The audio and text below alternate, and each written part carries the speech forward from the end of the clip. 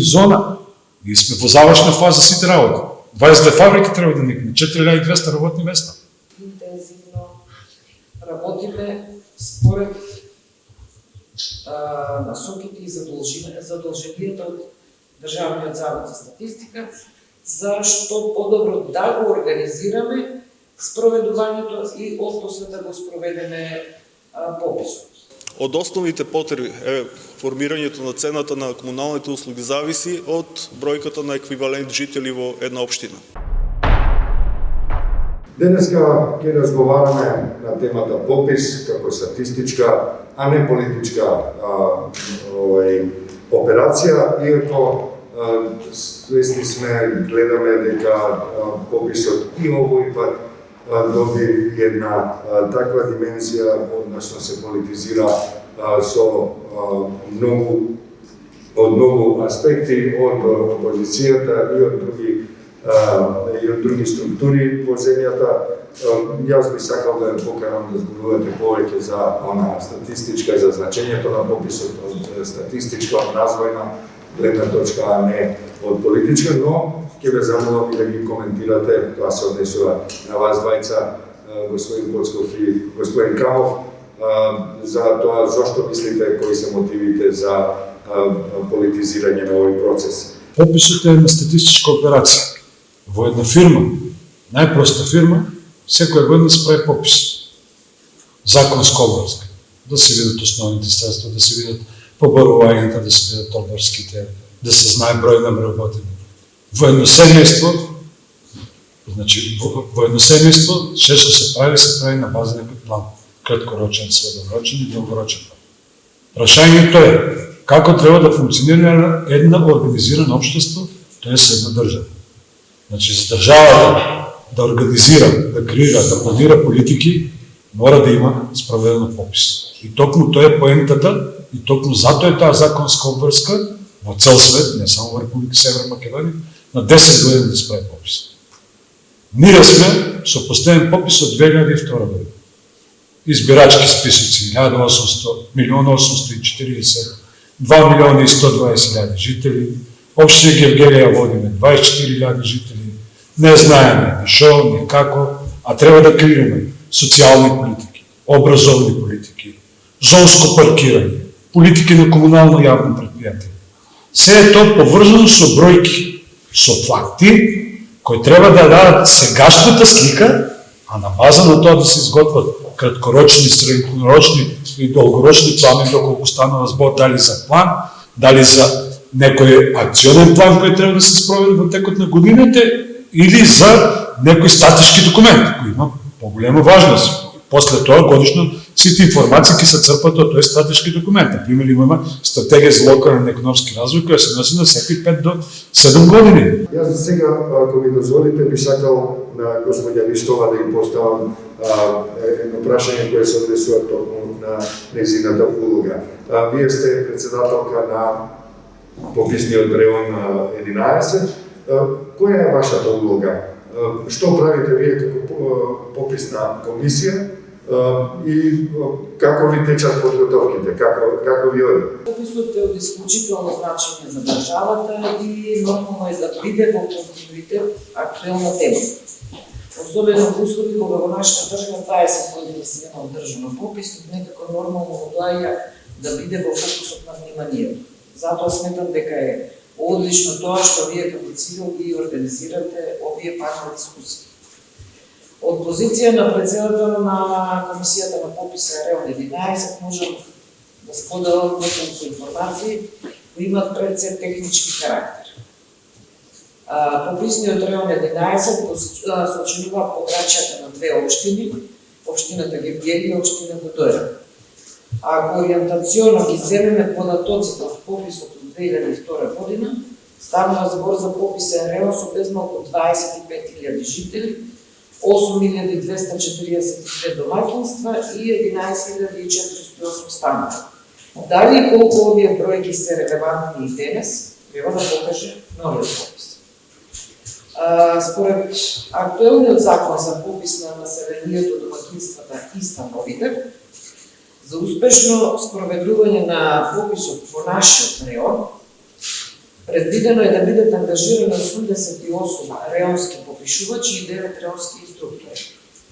На конкурсот за нашиот пописен реон се пријавија вкупно 111 кандидати, за кои тестирањето како комисија на пописен реон го организиравме и го спроведовме минатиот петок на 12 март. Битно е да се каже дека во сите досегашни, па и идни активности, каде клучен носител на активноста е Реонската пописна комисија, строго се придржувавме и ги почитувавме сите здравствени протоколи за заштита од COVID-19. Времето на обработката на податоците во некои пописни процеси траело дури и повеќе од една година, па и до 2 години, ми се чини дека на една панелнаша дискусија кажа, сега ќе биде далеко скратено, дури до максимум некои 6 месеци ќе бидат комплетно сите податоци достапни за јавноста, за сите оние на кои се потребни овие податоци.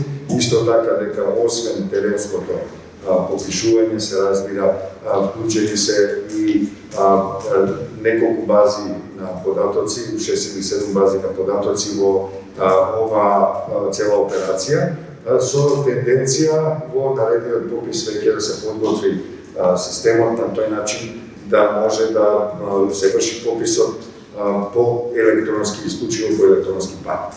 Од основните потреби формирањето на цената на комуналните услуги зависи од бројката на еквивалент жители во една општина. Комуналното предпријатие, колку и да се труди тој бизнес план да биде со релевантни податоци, ако ја нема точната бројка и на резидентното, меѓутоа и на нерезидентното население, плюс тоа огромна е важноста на точниот податок за активните стамбени единици, меѓутоа Гевгелија е позната и по голем број на неактивни, односно стамбени единици кои без разлика дали се иселени луѓето, дали ги држат празни, дали се во функција на изнаемување за локалниот туризам и транзитниот туризам, бидејќи Гевгелија и населените места околу се познати по тоа. Моментално, јас не знам дали имаме точна бројка, меѓутоа ако се спореди оние бројките на овие електронски медиуми за закуп на сместувања, мислам дека над 2500 кревети само во општина Гевгелија. Станува збор за огромна бројка, меѓутоа џабе ни е нас да имаме некоја стратегија за развој на туризмот, што секако е битен елемент. Ако ги немаме точните бројки, имаме различни проекции и неточни податоци. Еве пример за тоа е цената на услугите. Регулаторната комисија ни дава некој праг, исто како во даначната политика, што е од данокот на имот од 0,5 до 2%. Регулаторната комисија за секој тип на услуги на комуналното предпријатие му дава рамка од каде до каде да се движи цената. Секако, комуналното предпријатие не е некоја деловна единка која треба да создава екстра приходи, меѓутоа најбитен именител е цената на услугите да бие во некој баланс околу приходите и расходите кои ги прави комуналното предпријатие. Од таа гледна точка битно е да имаме релевантни податоци. Меѓутоа и вие начнавте на почетокот темата колку е политичка, колку е статистичка операција. Битно е да се заврши час поскоро, меѓутоа во кои услови и во кој обем ќе биде направена оваа статистичка операција, заради тоа што на крајот ако добиеме ние нерелевантен податок, некој да го оспорува без разлика од кои причини, еве примерот да го земеме 2012 година. И ние имавме потреба и тогаш да го завршиме, меѓутоа политиката кога се меша во реалните проблеми, тогаш настануваат проблеми во целото општество.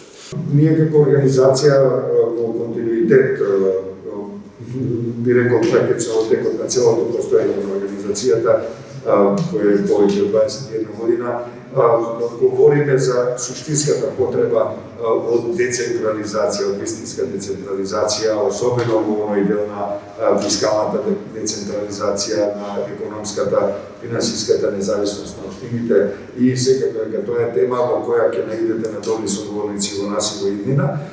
Јас би сакал, доколку сте otvoreni za onaj politički del na ova debata, da go prokomentirate to što go gledame i slušame sekodnevno pogled na popisot, na procesot, na sproveduvanje na popisot, od politiziranja na temata popis, koja ispored nas kako organizacija je isključitelno važna statistička, stručna, profesionalna operacija. Kako vi, gospodin Pockov, komentirate ove nastapi go javnosti na odredeni politički partiji i strukturi koji go bara ili odloživanje ili stopiranje na popisot i go ocenjuje popisot od različnih aspekti, pred se izgovore COVID-19, je bilo imamo izbori lani parlamentarni, imame predvremeni lokalni štipivo Plasnica, imame otvoreni kafejani klubovi i tako natamo i drugi institucije работат секојдневно, otvoreno su mnogo komunikacija, su mnogo mešanje na ljude. Kako vi го толкувате? Кои се истинските мотиви на политичките структури кои го политизираат пописот? Здравствен дел. Дали сте слушнали или дали тие слушнали дека во Република Бугарија во април има избори? Знаете Република Бугарија колку жители има?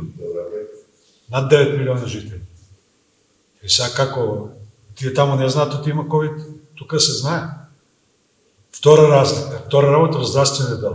Правите разлика. Зборевме за избори одржани во јуни, кај што не плаше дека ќе се разборат луѓето, ги немаш тие бројки, изборевме за попис, кај што поединец влегува во фамилија.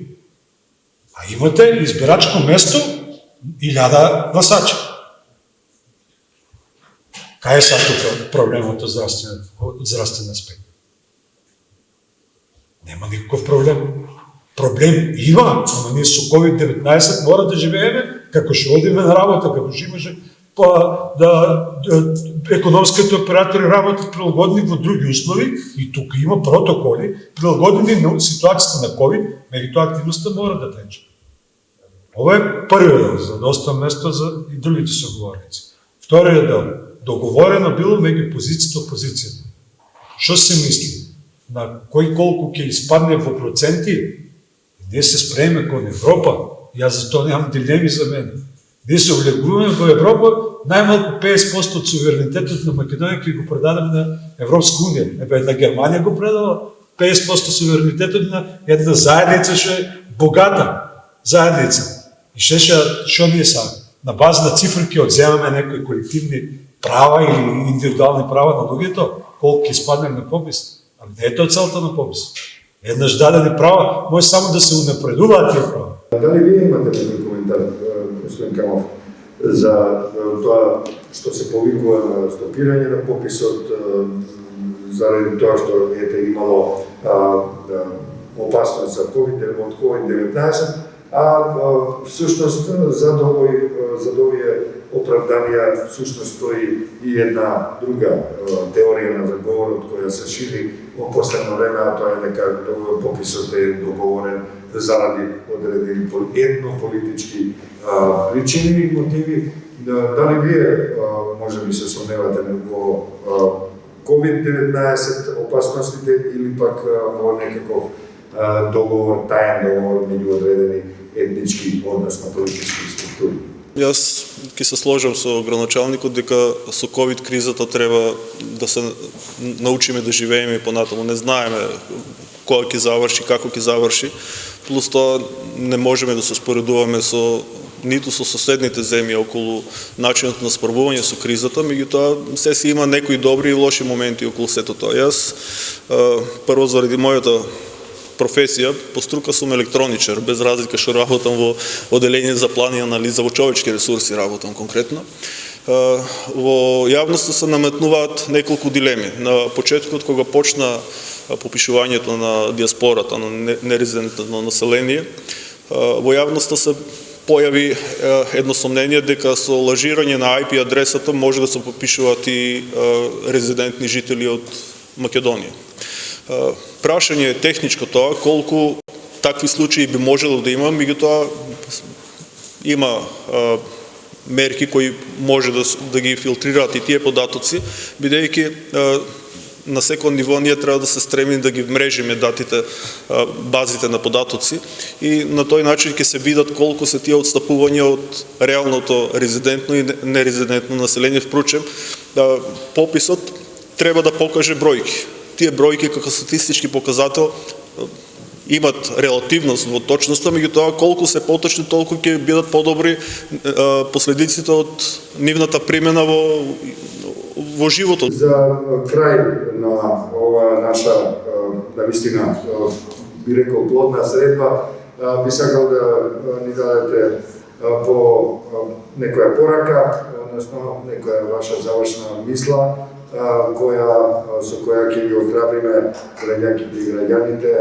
да учествуваат во пописот како во статистичка операција, а не во политизирана битка која очигледно се работи емотивирана од некои сосема други поводи, а не од она што е декларирано јавно во јавноста. Вака. Многу поедноставно би било секога пописот би бил процедура. Закон, Државен завод за статистика, районски комисии, инструктори, вакви такви попишувачи и завршена работа. Меѓутоа, пописот не може да биде процедура затоа што е еден комплексен интерактивен процес.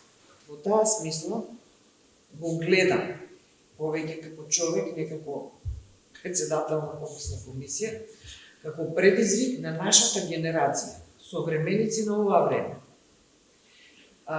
Мислам дека секој од нас е свесен дека животот нема цена, дека секој од нас се грижи за собственото и за здравието на своите најблиски. Дека секој од нас е свесен што смее, што не смее да се дозволи во едно вакво време дефинирано од пандемијата. Затоа мислам дека ова ќе биде, пописот ќе биде еден огромен тест за сите нас, ќе кажем како генерација, тест на кој што ќе полагаме човечност, ќе полагаме одговорност, општествена одговорност, човечка одговорност, граѓанска одговорност. Јас апелот би го упатил до Собранието на Република Македонија, заради тоа што не само ние сме представници на позиција или опозиција. Голем дел на граѓаните на Република Македонија не се определени политички ниту за едната, ниту за другата опција. Законот за попис предвидува и рестриктивни мерки доколку некој намерно не се попише, бидејќи подложен на санкции. Во таа смисла, во смисла на обичниот граѓани, не на политизираните, бидејќи поларизираноста на едните и другите е јасно, меѓутоа што станува за бројката околу 50% и таа е статистичка операција на обичниот граѓанин, што треба да одлучи дали ќе отвори или нема да отвори врата. Во тој случај одговорноста на собранието, на консензусот што треба да го донесат, а да не се вадат на евентуално мислење на Комисијата за заразни болести или на одлука на влада во последен момент дали да биде или не биде, бидејќи за обичниот граѓанин и ово е важно прашање дали ќе отворат или нема да отворат вратата. Јас би имал две пораки. Првата е до граѓаните на општина Гевгелија. Многу кратко, отворете врата. Отворете врата, доаѓа еден попишувач.